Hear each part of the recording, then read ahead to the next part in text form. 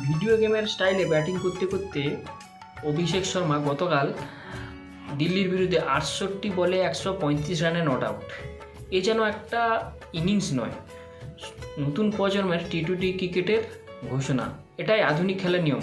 তোমার 5টা ম্যাচ খারাপ যেতে পারে, টানা 0 হলেও সমালোচনা হবে, কিন্তু 6ষ্ঠ ম্যাচে ব্যাট হাতে যদি ঝড় তুলতে পারো, একাই ম্যাচ ঘুরিয়ে দিতে পারো, তাহলে সেই ইনিংসটা সব প্রশ্নের জবাব হয়ে যায়। আজকের দিনে ক্রিকেটের মানসিক শক্তিটা না পাল্টে গেছে। তুমি যত দ্রুত ভুলে এগোতে পারবে, তত দ্রুত বড় ইনিংস আসবে। আর অভিষেক ঠিক সেটাই দেখা দেয়।